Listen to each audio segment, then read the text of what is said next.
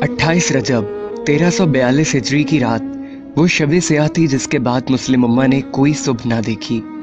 मुस्तफ़ा कमाल ने इस्तांबुल के गवर्नर को हुक्म दिया कि सुबह तुलू होने से पहले खलीफा अब्दुल मजीद तुर्की छोड़ चुके हों। इस हुक्म पर फौज और पुलिस की मदद से अमल दरामद किया गया और खलीफा को मजबूर कर दिया गया कि वो जिला वतन हो जाएं। 3 मार्च 1924 को सुबह ये ऐलान किया गया कि अजीम कौमी असम्बली ने खिलाफत के खात्मे और मजहब के दुनिया से अलहदगी के कानून की मंजूरी दे दी।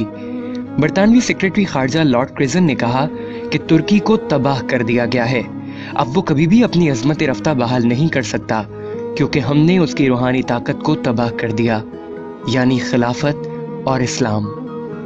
खिलाफत के खात्मे के बाद उम्मत की हालत ऐसी हो गई जैसे परवरिश तलब बच्चा अपने वालिदैन के साए से महरूम हो जाए और खुदगर्ज दुनिया में अपनी बका की जंग लड़ने के लिए तन्हा रह जाए।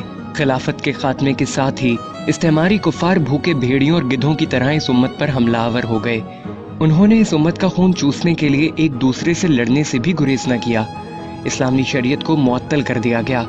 सरजमीन खिलाफत को छोटी छोटी रियासतों में तकसीम कर दिया गया और हर रियासत को अपना आइन, कानून, कौमियत और झंडा देकर तकसीम कर दिया गया।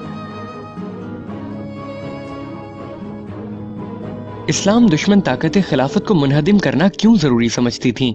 इसका पता एक वाक़ये से चलता है। शेखुल इस्लाम मौलाना सैयद हुसैन अहमद मदनी और शेखुल हिंद मौलाना महमूदुल हसन रहमतुल्लाह अलैह तहरीक आज़ादी के सिलसिले में माल्टा जजीरे में नजरबंद थे। वहाँ एक अंग्रेज अफसर था जिसका किसी जुर्म में कोर्ट मार्शल हुआ था और वो भी वहाँ सजा काट रहा था। हजरत मौलाना हुसैन अहमद मदनी ने उससे पूछा कि खिलाफत उस्मानिया मुसलमानों की एक कमजोर सी खिलाफत है, क्या वजह है कि बरतानिया, फ्रांस और इटली उसके पीछे पड़े हुए हैं? हम मुसलमान उस नाम की खिलाफत से अकीदत रखते हैं, लेकिन सारा यूरोप उसको खत्म करने की कोशिश कर रहा है। तुम्हें खिलाफत तुर्किया से क्या खतरा है? उसने कहा, मौलाना आपका सवाल इस कदर सादा नहीं जिस सादगी से आप पूछ रहे हैं। याद रखिए, खिलाफत उस्मानिया एक कमजोर सी खिलाफत है, मगर कुस्तुनतुनिया में बैठा हुआ खलीफा आज भी किसी गैर मुस्लिम मुल्क के खिलाफ ऐलान जंग कर दे तो मराकश से लेकर इंडोनेशिया तक मुसलमान नौजवानों की भर्ती शुरू हो जाएगी। सारा यूरोप इन 2 लफ्जों यानी खिलाफत और जिहाद से कांपता है।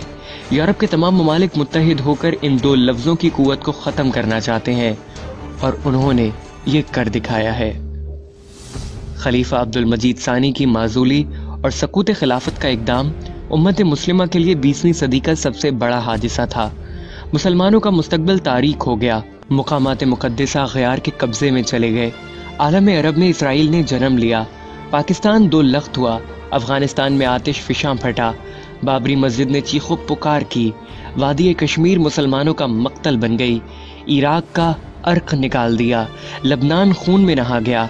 शाम और बर्मा के मजलूम मुसलमानों के खून से होली खेली जा रही है।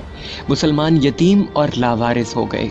ज़रूरी है हमारे खवास व आम निज़ाम हयात और तर्ज हुकूमत लेने के लिए अक़वाम मग़रिब की तरफ हरीसाना नज़रों से देखने के बजाय अपना रिश्ता ताबनाक माजी से जोड़ लें और शाहराए खिलाफत पर गामज़न होकर एक हकीकत शनास मर्द कलंदर के इस कहे को सच्चा कर दिखाएं कि अपनी मिल्लत पे कयास अक़वाम मग़रिब से न कर, ख़ास है तरकीब में कौमे रसूल हाशमी।